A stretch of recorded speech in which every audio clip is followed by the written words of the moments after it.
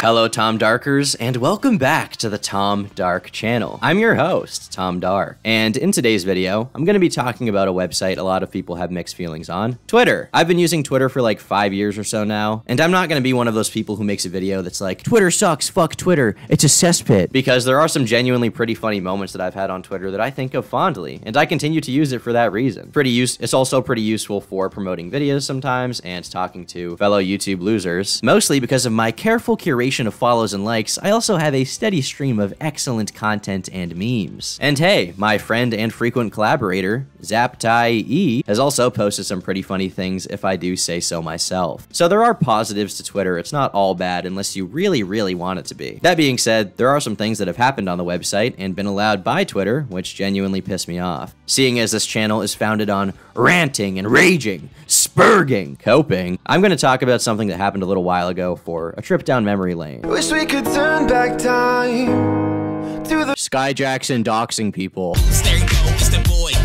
The typical take from YouTubers is that doxing is bad. I agree, except for extraneous circumstances. For example, Isabella Janke deserved to be doxed. She was involved in various crimes and is a disgusting, sadistic individual, so I feel no sympathy for her identity being leaked. It was instrumental to justice. However, I personally think that doxing is bad in 99% of cases. For example, large channels like Dream and Corpse Husband, who would prefer to remain anonymous, did not deserve to be doxed, and they had no reason to be. They have a right to privacy, and I think people should respect that. But the bar for what makes someone a bad or terrible person deserving of doxing and consequences from that can change from person to person. There is a whole demographic of people who think that it is justified to dox someone and get them kicked out of school or their job for making a joke, saying the N-word, or I guess like being racist. And I personally feel that unless someone is actively hurting someone, I don't care if some kid makes a racist joke. I don't think that the girl who got ostracized by her community for saying the N-word when she was 14 deserved that. But some people really do. Enter Skai Jackson. Skai is a former Disney Channel star with a pretty big following online,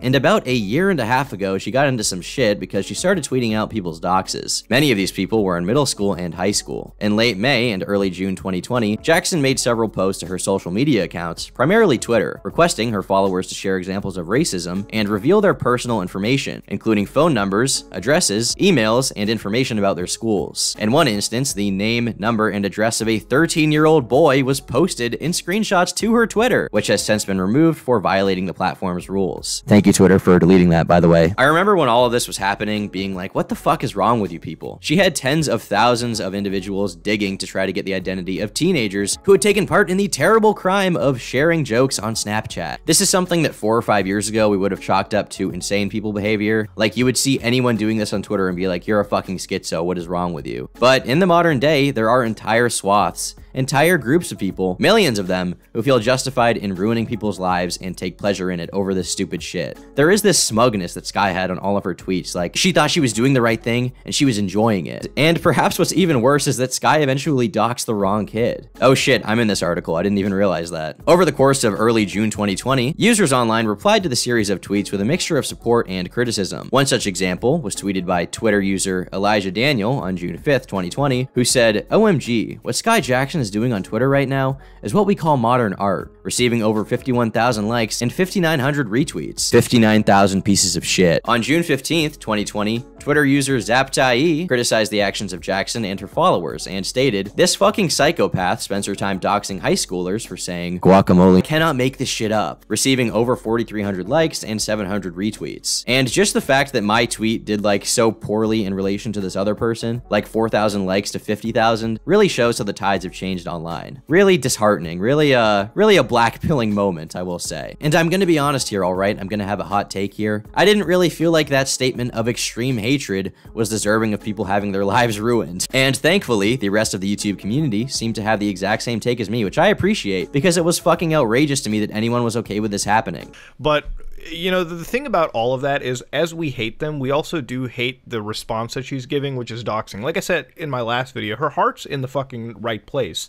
But I'm sorry, when you give out a minor's information leading to their targeted harassment, You fucking lost me, and you've lost the message you're trying to pass along. In June of 2020, many media outlets began reporting on the story, with a mixture of praise and criticism. On June 10th, 2020, InStyle published an article titled, "Skai Jackson is using her platform to expose racism online," which applauded her behavior. On June 17th, 2020, the site Sausage Roll published an article criticizing her actions under the title, "Skai Jackson, 18, uses Twitter to ruin minors' lives for edgy memes." This, in particular, is a great example of the divide online that has formed in the last few years. And I don't think that it's a good one. Now, I was blocked by Skai Jackson because I commented under one of her posts. She after, doxing dozens of people over the last few weeks, has decided to post a bunch of shit about how she wishes social media was more positive and wants everyone to tell someone else something positive that they did, once again after putting dozens of people's lives in danger. So I basically just told her that she wasn't a victim and to quit doxing people. You have Skai Jackson, someone who's like a mainstream celebrity, has had a job on Disney Channel, being praised by some of the mainstream media, despite the fact that what she's doing is fucking despicable. And meanwhile, you had people like me and the rest of the YouTube community, like Mudahar, Optimus, Pegasus, all supporting what I see as the right side of the cause, which was shitting on Skai Jackson for being a reprehensible human, high on her own farts, trying to ruin the lives of kids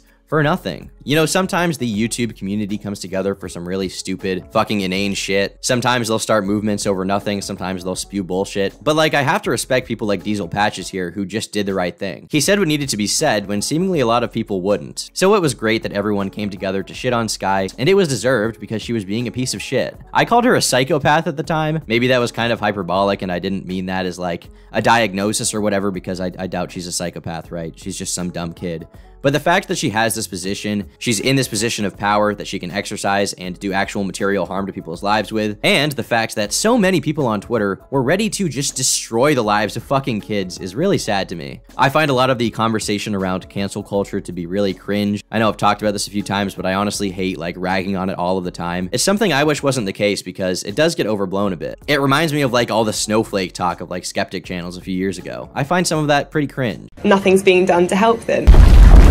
But when incidents like this happen, I am just given a constant reminder of the cruelty that people will exhibit when unchecked and given the opportunity. Do you genuinely think that all of these people thought they were doing the right thing? I mean, maybe they did. Skai probably did. But I think the real reason why they did it, which to me is evident from the way they behaved, is really about power. It was about getting one over on people and being unashamed bullies. I saw this tweet the other day about how the reason why so many former racists are now woke is because the ability to bully changed sides. And I think there is a lot of truth to that. So many people are very performatively woke, very performatively progressive, so that they can just bully people into submission without consequences, despite the fact that their targets didn't really do anything wrong. It's a false moral crusade built on bullshit, and that is really annoying. Thankfully, Skai hasn't done anything like this in a while after all of the backlash. As far as I'm aware, she never apologized and probably never will, because if I had to guess, she doesn't feel bad for it at all. But I don't see a reason to continue actively shitting on her, at her, because she stopped. So don't come away from this video with the idea that damn, I should go call her a piece of shit right now. No, please don't seek her out like that. I'm not trying to reignite this conversation. Really, more than the actual event here, I think this is an important story for people to remember. If I can bestow any advice to you kiddos out there, you youngins watching the Tom Dark channel, looking up at me and all of my old age and wisdom, it would honestly be that the internet is cruel right now, and you should be careful about saying shit that the current culture doesn't like. You should be careful about that being linked to your name. You gotta have some self-preservation skills, because ultimately,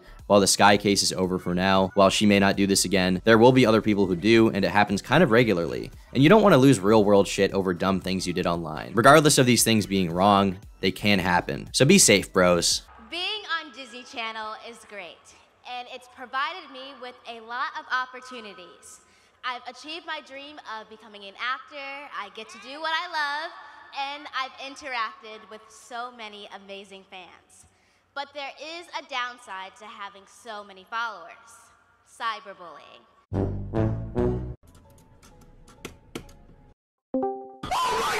Sometimes I get up to 1,000 hate messages on my social media posts, but I just let it roll off my back. My best advice is to ignore them and act like you don't care. And I know it can be hard sometimes, but if you don't take the bait, they'll eventually get bored and just back off. And don't be afraid to hit that block button.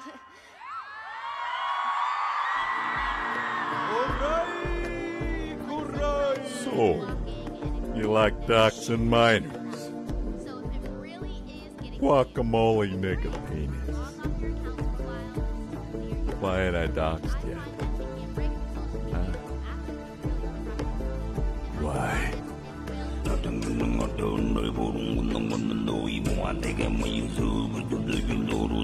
If you liked the video, be sure to leave a like. I know the dislike counter is going away soon, but you can still leave a dislike for now and see it, I believe, if you disliked it. Be sure to leave a comment down below giving me your esteemed intellectual thoughts, and I will see you all in the next one. Bye.